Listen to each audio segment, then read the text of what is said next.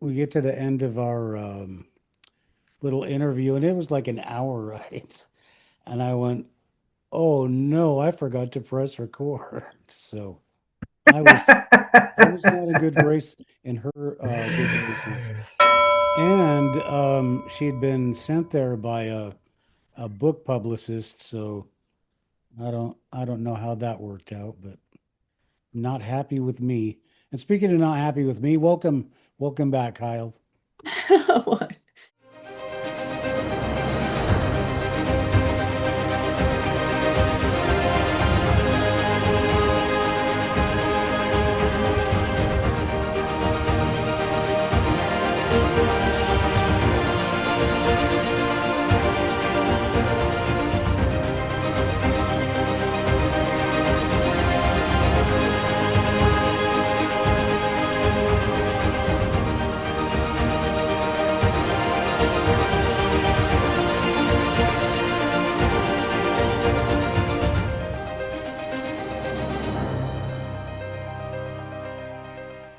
I'm kidding. We were talking about one time I interviewed this woman who didn't really like me too much, and when it was all over, I forgot to press record, so we had to go back and do it all again.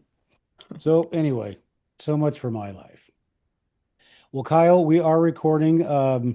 So we're gonna go into the second part or the three eye atlas. We're gonna see how many times I say AI atlas.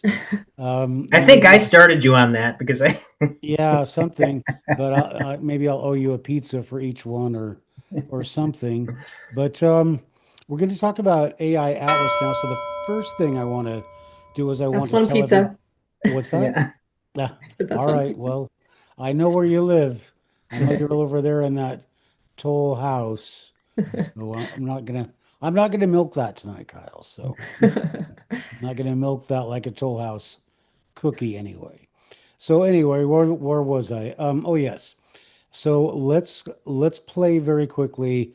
Your guys, I've interviewed both of these guys about AI. There's one pizza about Three Eye Atlas. I've interviewed both of them, and they've both had very interesting predictions. So let's look at each one very quickly, and then we will come back and discuss um, the differences and what's going on so far. So let's look at that, and we will be right back. Images uh, out there. But what I got that in the session that it was natural, it was hard. I had elements, green aura, it was gaseous, it glows, there's curvature. It felt like it was part of a other object, like larger, it was a larger piece going on the same path. So it felt like it belonged to a family of something, um, or a piece of something. It wasn't like a one and done thing. It was felt very like it. So the structures felt modern to me, like apartments, whatever, just structures. And I was getting a perspective from the sky. And then um, this object was doing something to the minds of these people. It was very bizarre. Um, so I don't know. I look back into history, like the whole thing with Courtney and Halbop. I'm just very hesitant to say that but you have all this corroborating evidence, with the other sessions. And I'm expecting, I felt pretty confident I was on target. So, I mean, I've already seen some, like, as far as robotic aspects, I've seen some corroboration on that. I've seen corroboration that's not natural. Um, and it's very sciency, and there's some other aspects. All right. So there you have two different interpretations. Now, I don't want to get into I guess the circumstances of how you guys remote viewed these separately. I know that there was kind of a blind, not so blind thing, and I don't want to get into that. If you're into that, go back and look at the original, or actually go back and look at the original podcasts anyway, because we have Dave doing one and we have Kyle doing one. Both of them have different interpretations, and both of them are just amazing. So the thing is that I want to talk about is since that has happened, we need to kind of get updated on what's going on with with it. So, does anybody want to jump in and talk about what you know has been going on with this three-eye atlas? Do you Anybody? want to? Did you want to Bueller? go, Kyle? No, go Bueller? ahead, please. Anybody? Um, I'm the type of I mean, person not what that, you remote viewed. I mean, just what is in the news, just what is it yeah, common yeah. knowledge. As far as I could tell, like it's it's weird because you get this Avi Loeb perspective, and it's got all this strangeness, and you go to these other people are like, it's just another comment, and I don't know, I have no idea, Yeah. so I'm just kind of like, I don't know. Are you following it very closely, Kyle? I was for a while, and then I've kind of Yeah.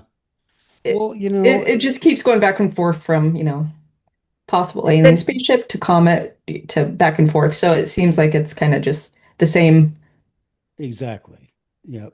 So, Well, okay, but okay, so one, I do want to concentrate on things that are not the same. And Dave brought up Avi Loeb, who seems to be every other. I don't know how the guy does his job because he's always on these interviews, and he's come up with with a few things. Now, I also watched Stephen Burns. Do you guys watch that guy?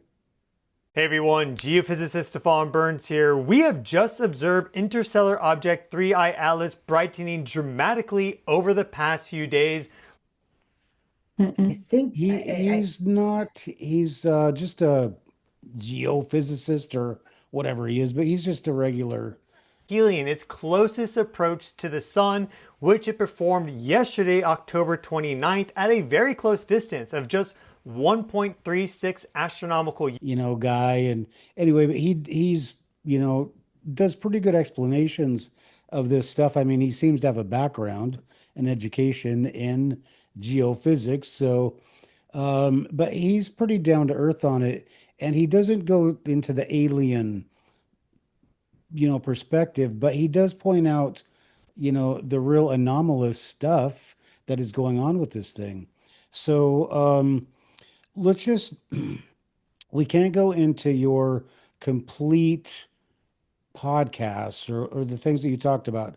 So, Dave, you said um, we had, and I just want to say before I go into this, none of this has been disproven yet. We don't know what is this thing is made of. We don't know what's on it. And so anything that either Kyle or Dave said could absolutely be true. But Dave seemed to find that there was life on it, different forms of life, and that had to do with humanoids, reptilians, and even robot sentries. um, but I did see indications of that in one other session as well, which is very strange. But as far as the non-human life, just to be honest with you, it was basically primarily a reptilian type. That's what I picked, and I've only picked up on those things maybe 5 times in my whole career. I haven't picked up on them many times, but And, people might say, oh, whatever, but we don't know that's not true. We absolutely don't know that's not true. And then Kyle had another take on it, and Kyle's version of the life was something different and more of a microscopic, more of a, I don't want a covert nature. I don't know how you would call it, but not something so obvious, right? Not Correct. something that's going to come and kick our butts, right? No. In this session was that there was this whooshing sound, something with something AOL fan. There were sulfur smells. It was bumpy. It was tiered. It changes shape as it went down. I kept getting AOL of like silver, like molten silver, like pliable elements. It was really kind of hard to capture what it was, but something that was orbiting and kind of could bend, but it was also like a solid structure. So I felt like it was bending and solid at the same time. It was very confusing. All right. So we don't know though. We don't know if you're right. We don't know if you're wrong. We don't know if Dave's right or if Dave's wrong. But I do know one thing. I'm wrong. All right. So on Encounters USA, I'm the big guy. I'm the big man who's willing to admit when he's wrong. So does anybody recall my predictions? I don't. You don't. They were, I think you thought it was going to go to Mars, right? yes, Yeah, correct. yeah. It was going to go to Mars, and then when it found out there was no life on Mars, because that's where we began, then they would head for Earth. That was my prediction, right? And Mhm. they would come to Earth and either do whatever or they would eat us Looking back because on it, we could be like a restaurant. We could be a McDonald's, yeah, yeah. a terrestrial, a Universal McDonald's, we are. We're a meat freezer waiting to be picked up by some spaceship moving through the galaxy. So anyway, just a thought. Anybody want to discuss?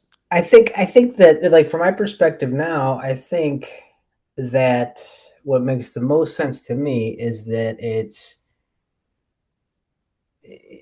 would be exactly what Kyle remote viewed. Now, why all the weirdness is getting sucked into it, I have no idea. Why all these, why these other remote? To me, the more interesting aspect of it is, why are we getting this weird stuff? Like, what's going on with remote viewing? Where all this weird? I mean, because there's so many factors that could play. There's could be this noise where it's all being talked about, um, but to me, that would be the most sensical thing, the most grounded thing. And until I see feedback, otherwise, we would only be speculating. But to me, it's weird when remote viewing does not function, when something strange happens in the functionality, which is where it goes into the spiraling story. And I can't help think about Hellbop and Farsight back in the day, where they had this crazy, situation around a comet too. So again, speculative, or skeptical even of my own work, Mhm. and something like that. Yeah, but okay, so yes, we can be skeptical and all that, but there are things that we can be skeptical about. And the number one is that the size of the thing, the brightness of the object, the speed of the object, and the fact that, and the two biggest things, when that thing was behind the sun, it got pulverized by solar flares. I mean, that would have shut. I Mm. mean, if those had hit the Earth, they probably would have shut the Earth. I mean, at least all of our electromagnetics, they probably would have taken a big hit. That thing was pulverized by solar flares when it went by the sun, and it came out no problem. Not only did it come out no problem, it appears to have the same mass, and then it has, this is the second part, it has these streams of whatever it is that's shooting out of it that are not affected by solar wind. Just to make things a little more interesting, the sun has been throwing a tantrum lately. A series of powerful solar storms have erupted, blasting the inner solar system with charged particles and intense radiation. Normally, this is great news for comet watchers. An event like this, a coronal mass ejection. I mean, that wind should be blowing that. I mean, we should be barely able to see it after a little while, but it's shooting straight. So what would make that happen? And the only, I don't know anything about this stuff, but if these are the solar wind is charged and it doesn't affect the other things coming out of this three-eye atlas, those things must also carry a charge that somehow cancels out that charge and allows it not to be pushed away by the solar wind. So those are two things you just cannot get away from. And the brightness, and from what I have not heard anybody not say it's not generating its own light. Chemical clues. So, what was driving this impossible explosion of light? The answer had to be in its chemical fingerprint. As the alarm bells rang, spectrographs went to work, translating the raw light into its core components. The first clues were classic signs of a comet in distress. Strong C2 swan bands which glow with an unmistakable blue-green signature, and NH2 emissions from ammonia. These signals told astronomers like Quan Ji Ye that volatile ices, likely frozen for billions of years, were breaking free from the nucleus and vaporizing under the intense solar heat. But the story was deeper than that. The color of the coma, the atmosphere around the nucleus, began to shift dramatically towards blue. This is a hallmark of an object whose light is dominated by glowing gas, not reflected sunlight from dust. In a normal comet outburst, you get a broad reddish tail of dust. Atlas had none. This was a pure, raw chemical event, revealing a composition or physical process unlike anything seen in comets from our own solar system.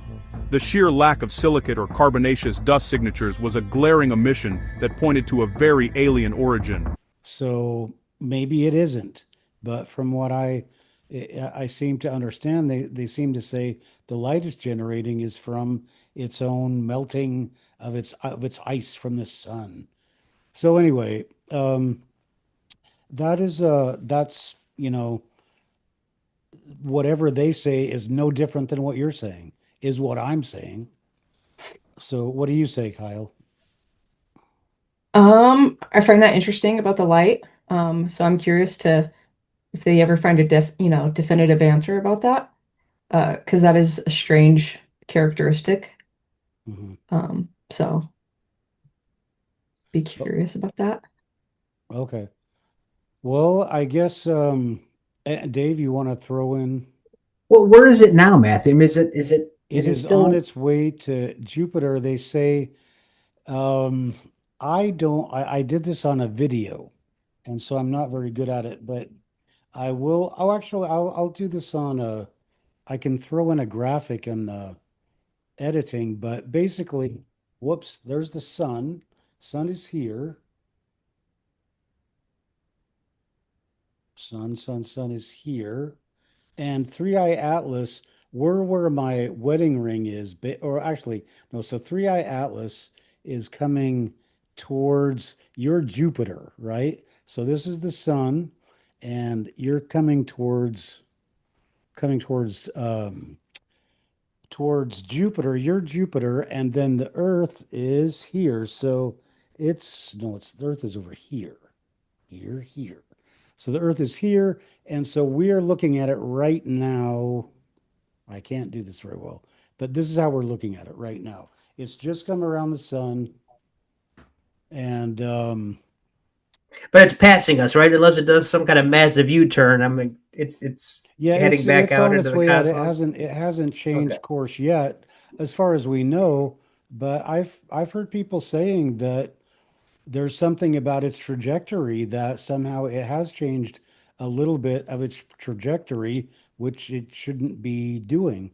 So again, that goes back to your Mr. Avi Loeb guy. So anyway, but anyway, so it's a really interesting time to be living in, and I really appreciate you guys uh, working on my missing 911 project, and I hope you guys can continue to work with me. And I do these podcasts every now and then. I do a lot of field work, so I don't do a lot of these in studio podcasts. But I'd like to see you guys again, and maybe in the next big event, maybe if Three Eye Atlas turns into those aliens. But before we go, you guys, a couple of things. Um, what do you say? Let's start with Dave and finish with Kyle. Three Eye Atlas. Are you sticking to your guns, or have you changed your? I mean, like I'm not a big narrative guy. I mean, like I do my session and I walk away. You know what I mean? So I don't even know what's going on with it. There's other viewers that do have a very different approach than that. but I'm okay with being wrong. You know what I mean? Like it does happen. Okay. So Well, unless they land, unless I see something significant, I'm uh-huh. gonna go with I don't know, but if somebody puts a gun to my head, in essence, I would have to go with what makes the most sense, which would be closer to what Kyle had gotten out of her session. Hmm. Okay. Well, I think you're both right. And until we have solid proof, I believe you, both of you, more than I believe what's coming out of any of the mouths of those folk, except for, Loeb seems to be okay. He's on the one side of the spectrum. And then that guy, who's the clown at the Science Foundation? Anyway, the total joke. All right, but anyway, I appreciate you guys doing the podcast tonight. I know you've got things to do, and I really appreciate your help on that movie, on that documentary, and it's really interesting what we've come up with on the Three Eye Atlas, and we'll see where this turns out, and if there's any new developments, we'll bring you guys right back into the studio, and like we're some important news organization. So, all right So then. before we Well, go, I just want to tell you thank you for allowing me to be part of the movie, and to be a part of the project. Um, I really enjoyed it, and Dave's work was great.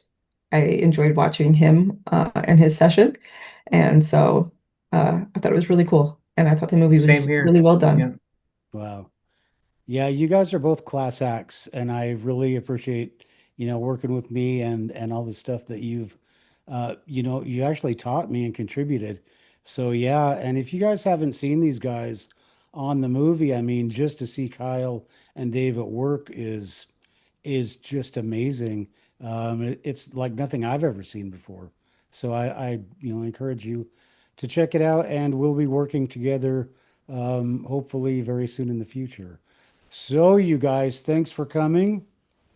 Her good graces, and she had been sent there by a book publicist. So I don't know how that worked out, but not happy with me. And speaking of not happy with me, welcome back, Kyle. What? You have a nice evening, and remember at Encounters USA what we always say.